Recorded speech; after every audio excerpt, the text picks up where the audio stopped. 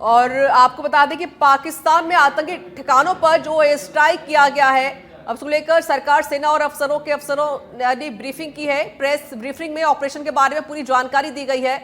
और साथ ही बता दें कि पहले एयर स्ट्राइक का 2 मिनट का वीडियो प्ले भी किया गया, जिसमें आतंकी ठिकानों पर भारतीय सेना की कार्रवाई दिखाई गई है। और इसमें बताया गया है कि मंगलवार की रात 1:04 से 1:11 तक, यानी कि इस बीच 7 मिनट में 9 टारगेट तबाह किए गए। हालांकि ऑपरेशन पूरा होने में कुल 25 मिनट का समय भी लगा। और देश के इतिहास में पहली बार प्रेस कॉन्फ्रेंस में आर्मी के कर्नल सोफिया कुरैशी और एयरफोर्स की विंग कमांडर व्योमिका सिंह ने ऑपरेशन के बारे में पूरी जानकारी दी। विदेश सचिव विक्रम मिस्त्री भी इस दरमियान मौजूद थे। तो मंगलवार की रात ऑपरेशन सिंदूर चलाकर पाकिस्तान में जो आतंकवादी ठिकाने बने हुए हैं उनको तबाह किया गया, नस्तबूत किया गया और बदला लिया गया।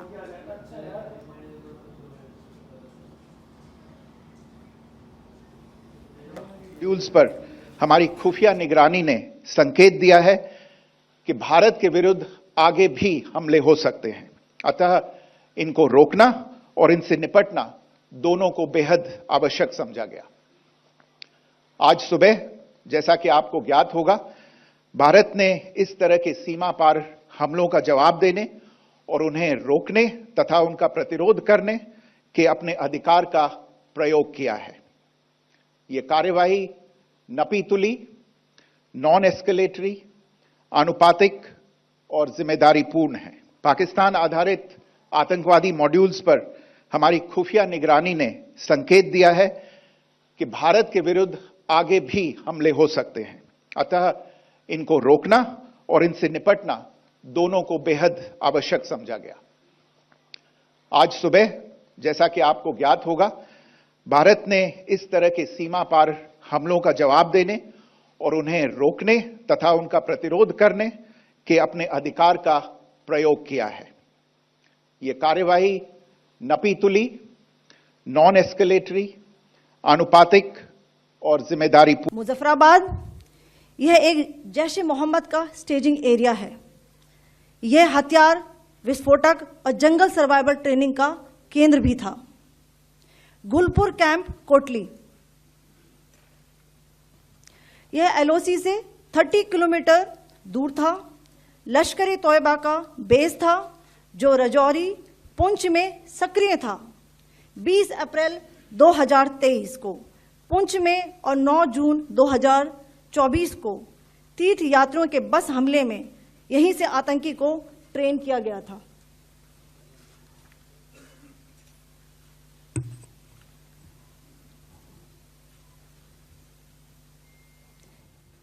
बरनाला कैंप भिंबर, यह एलओसी से 9 किलोमीटर दूर है। यहां पर हथियार, हैंडलिंग, आईईडी व जंगल सर्वाइवल का प्रशिक्षण केंद्र था। मुजफ्फराबाद यह एक जैश ए मोहम्मद का स्टेजिंग एरिया है।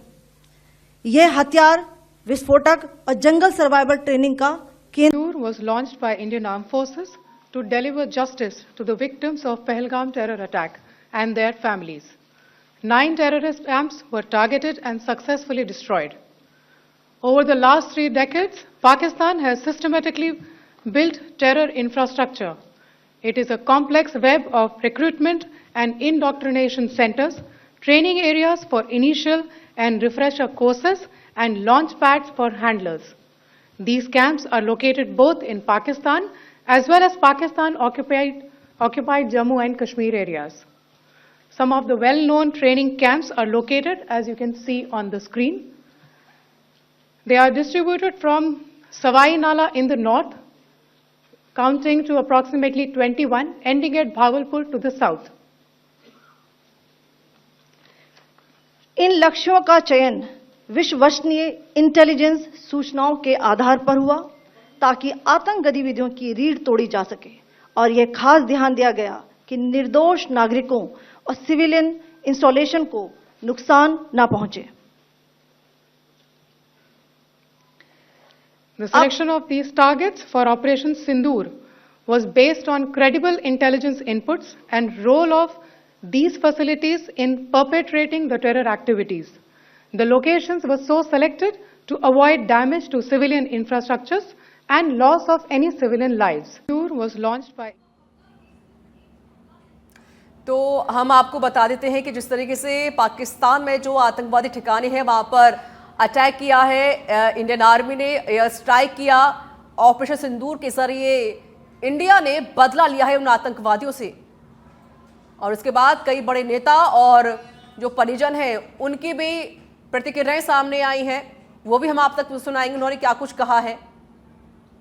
these camps are located. Operation Sindoor के माध्यम से जो हुई उसका मैं अभिनंदन करता हूँ और मैं आदरणीय देश के प्रधानमंत्री नरेंद्र मोदी जी का मैं तहे दिल से बहुत बहुत अभिनंदन करता हूँ, आभारी हूँ मैं, क्योंकि जो बेकसूर लोग जो कश्मीर में पहलगाम में टूरिज्म के लिए गए थे, वो ये महिलाओं के सामने, बच्चों के सामने, उनके परिवार के प्रमुख जो उनके पति, किसी के पिता, किसी के भाई को बेदर्दी से, बेरहमी से, निर्गुण गोलियां दागकर जिनकी हत्या की थी, और ये मानवता को कलंक है।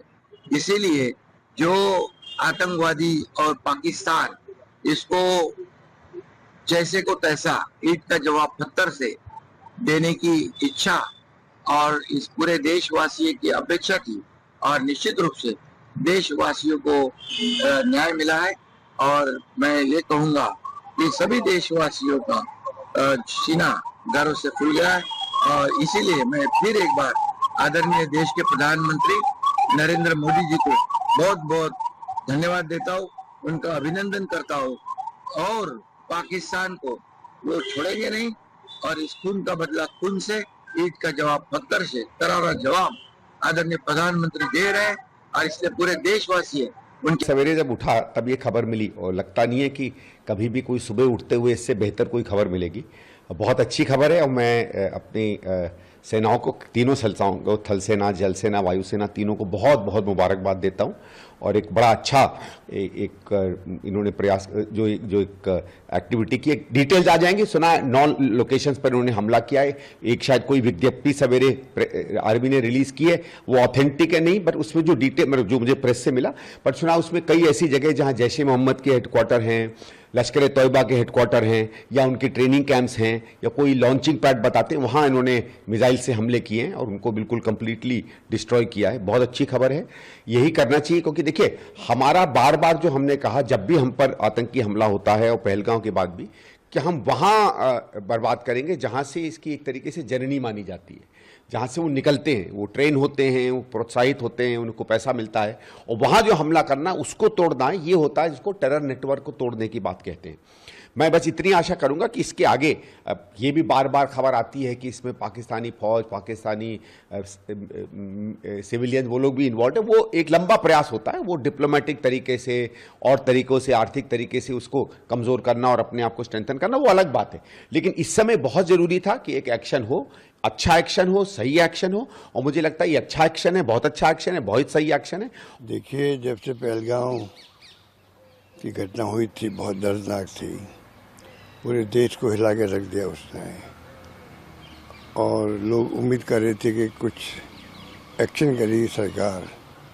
और आपको मालूम है कि राहुल गांधी सहित पूरे देश का विपक्ष ने एक स्वर में कहा, एनडीए गवर्नमेंट को, मोदी जी को, हम आपके साथ हैं।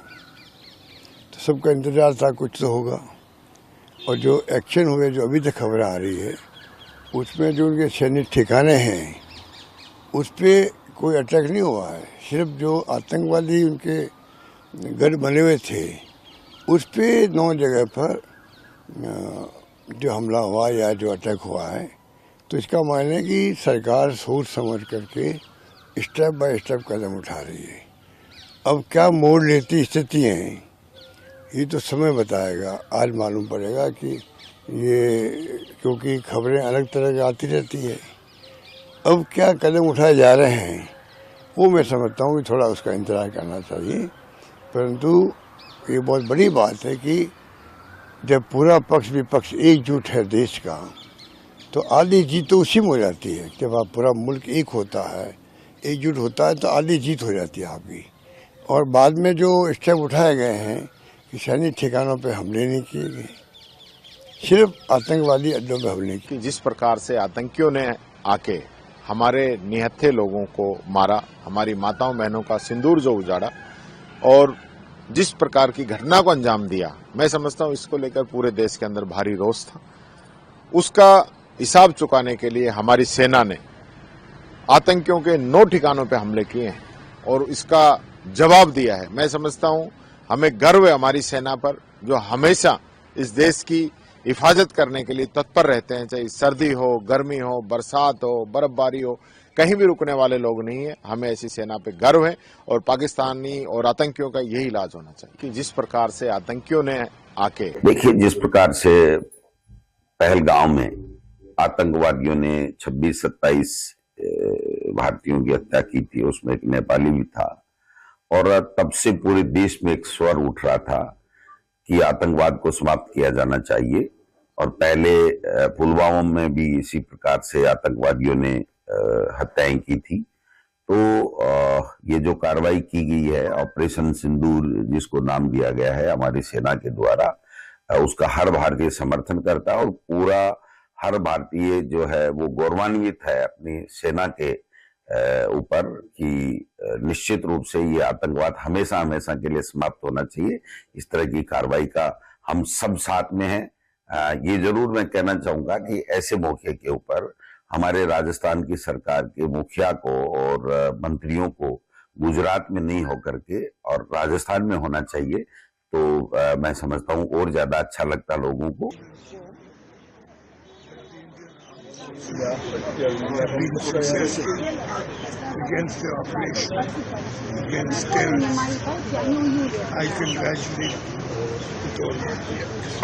भारत सरकार पर कर लीजिए पूर्णतः भरोसा है और वो अपना काम कर रही है। मेरा आंसर यही था और आज भारत सरकार ने वो काम करके दिखाया है।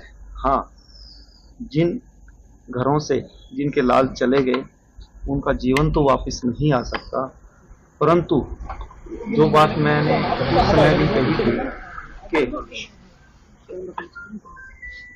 ऐसा कुछ हो कि इस तरह की कायराना हरकतें और बुज़दिली हरकतें करने की कोई साहस ना करे। आपको लगता है सर उसके लिए भारत सरकार ने जो ये कदम उठाया है ये बिल्कुल सही किया है और उनके 9 ठिकानों पर आज जो एक कड़ा प्रहार किया है, इसको वो सदैव उनके जहन में गूंजता रहेगा। ये बहुत ही अच्छी बात है कि जो उन्होंने मोदी साहब ने बदला लिया है और मैं उनके साथ हूँ, जनता उनके साथ है और हमारा सारा परिवार उनके साथ है। मैं सेना के जवानों को यही मैसेज देना चाहती हूँ कि आगे बढ़ते रहो और ऐसे ही बदला लेते रहो कि ऐसी कोई घटना दोबारा न घटे। उनको मुंह तोड़ जवाब देना